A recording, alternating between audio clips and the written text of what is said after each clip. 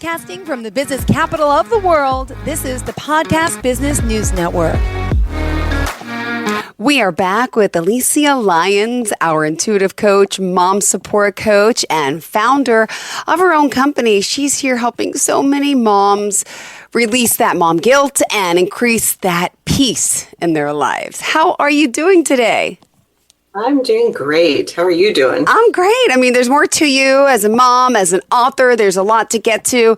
And for those that may not know, let me just spell your name. It's ALYSIA.LYONS.com. And that's the website. That's her name.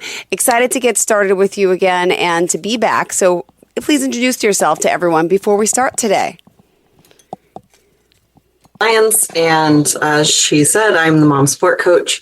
I'm an intuitive coach, so I listen to what you're saying and get into what's underneath the words. And my goal is to help eliminate mom guilt and increase the peace in all of the moms' lives, because moms are the head of the what is that line from the movie? The dad's the head, but the mom is the neck and can turn the head anyway. I never heard that, but that's true. Like a puppeteer.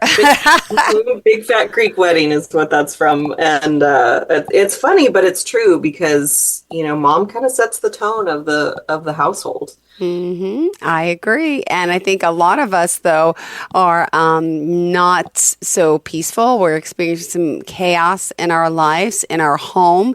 And I know that's why you incorporate your peace into that. And we're going to talk about the peace assessment. We're going to talk about all she has to offer. But it's exciting to know that you're here helping so many moms. And just a quick background of why you do this. Would you mind sharing a little bit about what you went through? Sure. So I was, I've been a mom. So my son's 12 years old. So I've been a mom for 12 years. And around the time he was 4 years old, something happened that I started feeling guilty about, because it was out of my control. It wasn't something that I planned. And, when that happened, I tried to get justice for the situation, and there wasn't any. And so then I started blaming myself. Yeah. That I let it happen. I didn't get justice for him. And so then it took a couple of years to realize that I was feeling guilty. And it showed up one day. I was at a doctor's appointment for him for a different situation. And when it got brought up, they wanted to file a police report, and I left the office. And I was so angry that they weren't listening to me, that we'd already done this, blah, and so on.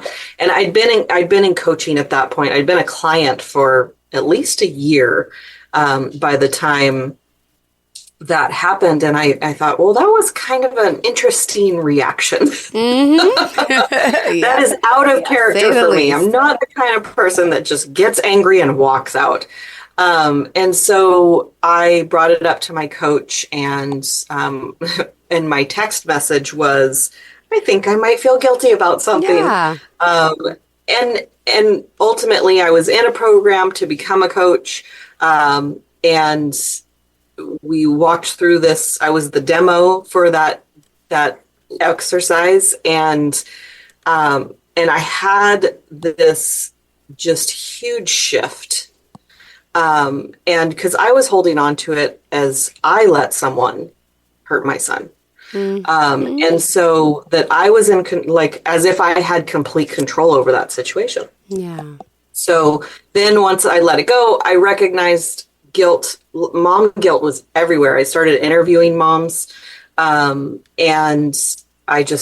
there was just guilt everywhere. And I had this, I had way more confidence in my writing skills than in my speaking skills at the time, or in my coaching skills. And so I wrote down everything that I thought would be helpful for moms feeling guilty about 14 or 15 different topics. And that became my book, Good Mom Rules, Ditch Mom Guilt and Find Your Happy. Oh, well, and how can we find the book, by the way? The best way to find it is to go to my website, AlysiaLyons.com/books with an S. Perfect. And now that you're back here today, we just had Halloween. I hope all the kids are doing well and everyone, right? Did you get a lot of trick-or-treaters where you are? You're in Fresno, right? I am in Fresno. We're out in the outskirts, so we don't have, there's nobody that comes to our house, so we go trick-or-treating. Good. But we had a lot of fun just walking around the neighborhood, and the neighborhood we go to is super creative with all of the stuff, and so it was a lot of fun to go around with him. And my son made his own costume because we ordered a mask for him and it didn't come because we apparently didn't hit submit. And so he made his own mask, and it was so creative, and I was so proud of him. It was really cute. See, instilling that creativeness, and it's awesome. You're right. You got to make, what do they say? You got to turn the lemons into lemonade. Yeah, something like that happens. Yeah. That's so sweet. So much of being a mom is pivoting. Like, we got to pivot. You can't just not have a costume. No, and that's the perfect way. That's the perfect example. Well, for today, what did you want to share with your audience and listeners about the book, about your work? Where did you want to start? Yeah, that's a great question. We've talked so many times. I feel like we've covered everything, but I know you have new listeners all the time. I think that the most important thing about peace is that one thing that women want to do, and maybe men do it too, but I work mostly with women, but we want to control the external in order to feel in control internally. Yeah. And so we want our children to behave a certain way. We want our spouse to behave a certain way. We want our coworkers to treat us. So like, we want to control the situation, when the reality is that our plans never survive collision with another human. So the best thing to do is to create that internal peace. So regardless of what's going on externally, you're going to feel peaceful on the whole. We hope so. So with that inner peace, right? Yes. That's what we're looking for. Yeah. So we're moving, and in part of the moving, we're painting the walls in the new place. And I've never painted anything before. And so in my mind, it's super easy. You just tape everything up and you slather some paint on the wall and you're done. And it's not that way. It took us 2 days to paint my son's room.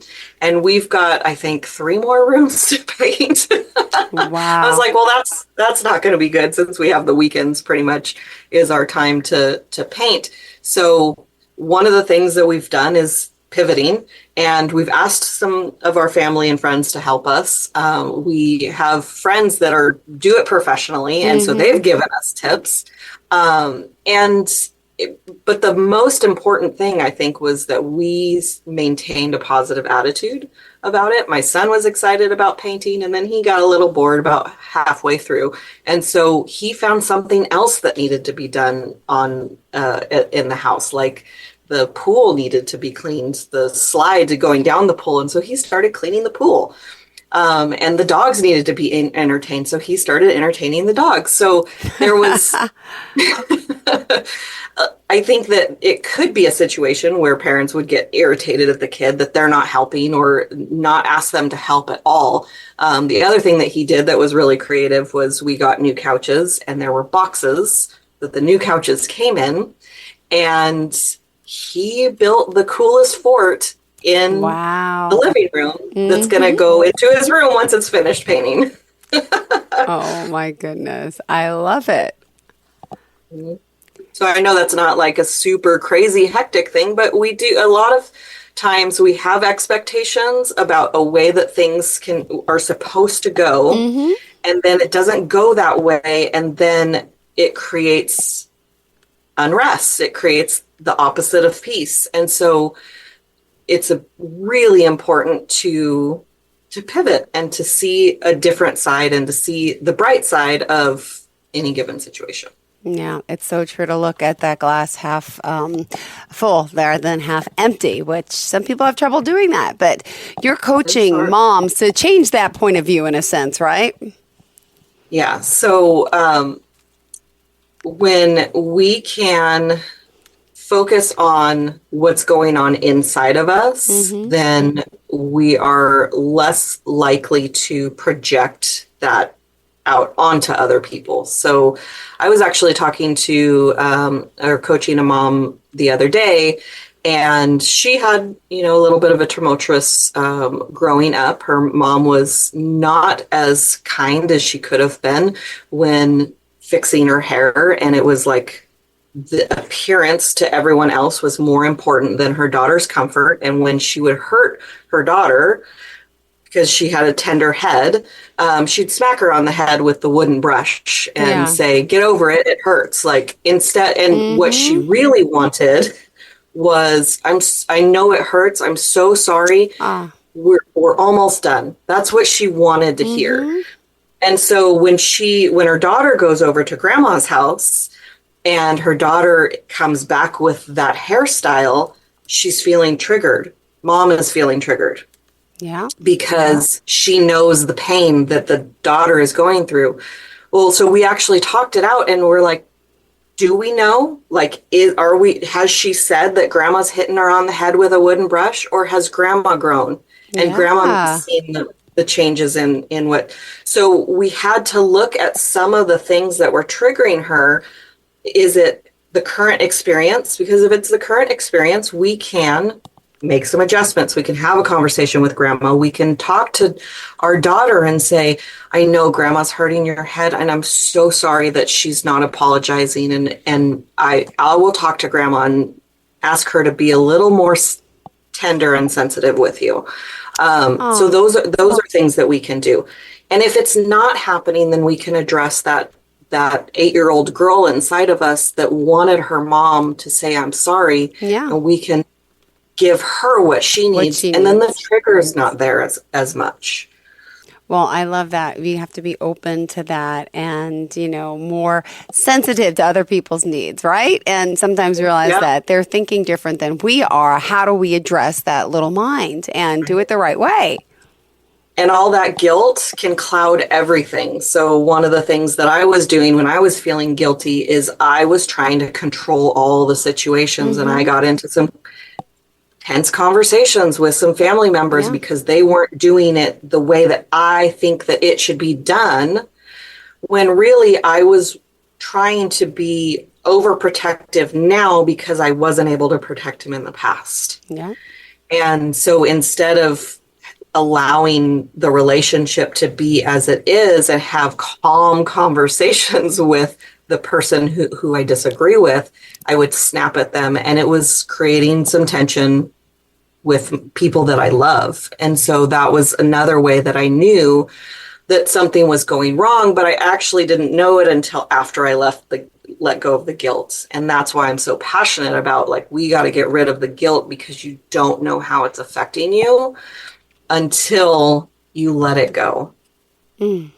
I'm going to start singing, let it go, but it's true, you have to do the Frozen thing. You do. How do we contact you? Remind us again of all the ways we can reach out to you, and then we'll continue the show. Sure. I'm at Mom Support Corner on Facebook, Instagram, TikTok, YouTube. And my website is AlysiaLyons.com. And if you want to contact me, you can send me a DM on any of the socials, or you can email me at info@AlysiaLyons.com. All right, Alysia, excited that you're here. And don't forget, we got to pick up the copy of the book. As our mom support coach, we got to support her and urge everyone to also read that book. And don't forget, you offer that initial consultation, right? Yeah. So I think the best way to kind of figure out where you are in your peacefulness is to take the peace assessment that I've created that's on my site, and it's AlysiaLyons.com/peace, PEACE. And those stand for people, emotions, assets, chaos, and exhaustion. So the people in our life, the emotions that we feel, how comfortable are we expressing them and feeling them? Our assets, the physical surroundings. I mentioned I'm moving, so my physical surroundings is a little low right now because there's a little unrest, chaos. in the home. Yes, I get it. Temporary. I'm decorating for Halloween. There's stuff everywhere. I get it. But that feeling of disarray and unorganization makes your mind feel cluttered as well. It does. And, I have a place for everything and everything in its place. And I don't enjoy when the things are not in their place. And so I do a little self-coaching sometimes. It's like, it's okay. It's temporary. We're going to get to the new place and everything will find its place again. The chaos is our schedules. We are overscheduling ourselves. We are overscheduling our children. It's the way of the day. And like I said earlier, our plans don't survive collision with other people. So one thing for me, it was really disruptive when I would have a plan and that my plan wouldn't happen the way that I envisioned it. And a lot of times that would just shut me down. It's like, well, I didn't get to this when I thought I was going to, so I'm done now. And for the rest of the day, everything's ruined, And then the exhaustion is our self-care. It's really so important when we're caregivers as moms. We take care of our kids at the very minimum, but I think we take care of everybody else too. And we put ourselves last on the list. Absolutely. And I think it's important to put ourselves first. It's not selfish. And actually, I said it is selfish to take care of yourself. Who said selfish was bad? Yeah, right? Oh, well, do you have any stories that you want to share about the people, the moms, especially that you've been working with, and some of the struggles they're going through that you're able to guide them through? What has been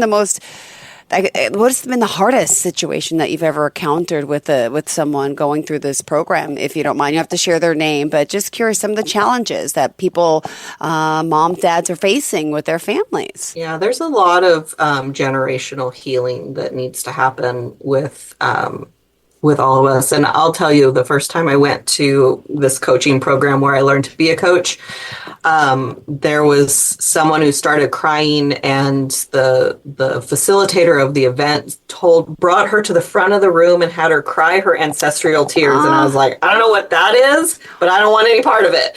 And so I don't do that with people necessarily, but there is things that, this client I mentioned earlier, who's going through the 6-week program at the moment, we got to this point where she is a better mom than her mom was, and her mom is a better mom than her mom was, which means her daughter's going to be a better mom than all of the generations. And that's what we got to focus on, is like, we're doing the best that we can with tools and resources that we have at the time. We have access to so many tools and resources right now that I don't want us to just rest on, well, I'm doing the best that I can right now. If you are doing the best that you can right now. And there's more that we can look at. There's more that we can learn. We've never had access to information like we do now. And a lot of times we're judging our parents by how they raised us when they only had the information that they had in front of them. They didn't have the World Wide Web. They didn't have all the people who are turning around, learning a lesson, turning around and helping others that we have now. And so that is a big thing that a lot of people need help around, is the relationship with their parents. Because when you become a mom, when you become a dad, all of the files of mom and dad get opened up. And so nobody triggers us like our children. They have the power that no one else does. And when you unhook the trigger, they don't have that power anymore. There's nothing goes off anymore. Yeah. So that's what my program is designed to do, is to help you heal some of the past, work on what's going on in the present so that we can create a brighter future. Perfect. I love hearing that. That's what we're all about, trying to increase and to help and to give and to work with. And I know it's moms, but do you work with dads too? I do work with dads occasionally when they run across my path and they have something come up and they want to connect with me, then absolutely. I focus mostly on moms. I just have a soft spot for moms, but there's a lot of Mr. Moms out there, and I do have. I've been told by men I have a unique understanding of men, and I have a feeling that it's because I had all brothers that were older than me. And then a younger brother as well. So I've observed and I've paid attention, and I try to think like a man when I'm in front of men, and think like a woman when I'm in front of a woman. I hear you. Well, also, the struggle is real, ladies and gentlemen. And as a mom, there's so much that goes into it. And I feel like now more than ever is like the most stressful time of the year coming up, right? We have a lot on our plates, right? Kids are back to school. We got the holidays upon us, right? We just went through Halloween. We got Thanksgiving. Oh my gosh. We have Hanukkah. We have Christmas. We have New Year's. It's a lot more stress, I think, to manage and juggle everything, right? Sports are in full swing. There's a lot happening, and this is our busy season to really, I think a lot of us start to get that stressed and that anxiety. And do you notice an uptick in that around this time of year? And any suggestions how we could just chill and get that peace, because there's a lot more happening the next 2 months, right? That's so true. This time of year has a lot of pros and cons. There's a lot of excitement, there's a lot of energy, and there's a lot of stress. And sometimes the stress isn't even our own. We're picking it up from the collective. Yeah. But what we can do is, it's kind of a simple trick, but I make lists of what needs to get done, either on the whole, and then chunk it down to what needs to get done between now and the end of the year, what needs to get done in December and November. Yeah. And then what needs to get done this week, and then what needs to get done today. So I think that when we have it, I do this too, where I'll look at all the big picture of what needs to get done, and I will get overwhelmed, especially with this moving. In our family, we call it packing paralysis, where you just look at the whole thing and it's overwhelming and you don't know where to start. And so number one, I've enlisted help. Yeah. And number two, I have a plan for what's going to get done this weekend, next weekend, and the following weekend, and so on. And then I'm adjusting the plan. I thought we were going to get all of the painting done this weekend. We didn't. You're like, so we're going to do it next weekend. We're going to shift. We're going to pivot. We're going to move along. We're going to move things through. But that writing things down, when you see it, for me at least, I know it's not a thing that everybody feels comfortable with, but when I see the list and then I chunk it down the way that I explained, and I get to cross things off that list. It makes it feel so good. So good. Yeah. Yes. And write down self-care on the list. Write down making dinner for the kids if that's your job. Like, write down things that you're going to do whether you write it down or not, so that you get to cross it off the list. God bless. Absolutely. Yeah. I love lists. I love Post-its. I have them all over there in front of my wall. It's just like, wow. Yeah. It's, I like checking things off a list. Some people do it on their phone and I don't even know, like I can't, like the calendars and stuff. I'm more of the write down girl. Yeah, for sure.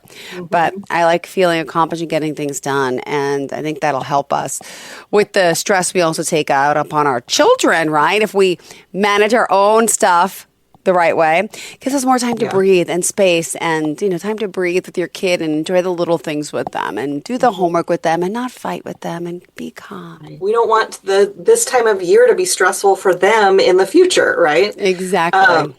And I have a language that I have with my son that there's an analogy that when surfers get pulled under by the undertow, there's once they get out of the first undertow and they start swimming up, there's a second undertow. But a lot of people don't know there's a second one, and they let out their breath, and that's how they end up drowning. So I told that analogy to my son, and I said, when I'm cranky at night, because I get cranky, like there's a moment where I get cranky. And when I get cranky at night, I'll let him know I've just let out my last breath. And yesterday, with all the work that was done, I let out my breath at 6 p.m. And I told him, I said, listen, I've got nothing left right now. I'm barely standing. My body hurts so much. It's so physical painting. I love you, and I need some grace. And he was happy because he didn't get to be on the computer at all this weekend. So he was like, I'm going to go on the computer, play with my friends.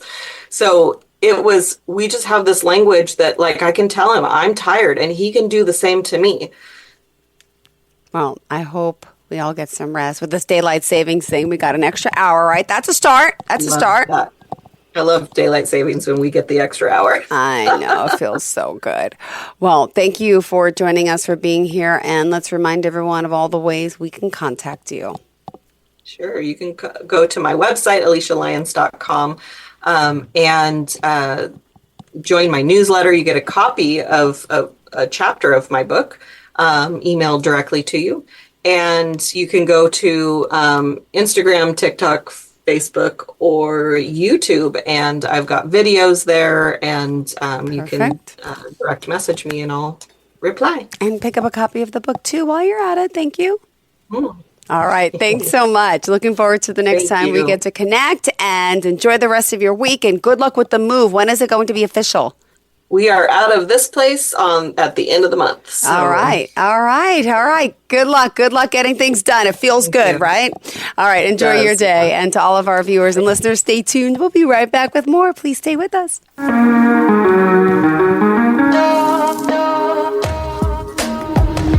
Broadcasting from the business capital of the world, this is the Podcast Business News Network. What I know about courage, I learned from my adoptive mom. She said sometimes you just gotta hold on and know we'll get through this. Mom, we are so high up. Hold my hand. No, you hold my hand. Here we go. Learn about adopting a teen from foster care. You can't imagine the reward. Visit adoptuskids.org to find out more. I learned patience from my adoptive dad. All he had to say was, "Hey, you got this. Just breathe." Hey, we're pretty good. yeah, Might have to start a band. I got it. Learn about adopting a teen from foster care. You can't imagine the reward.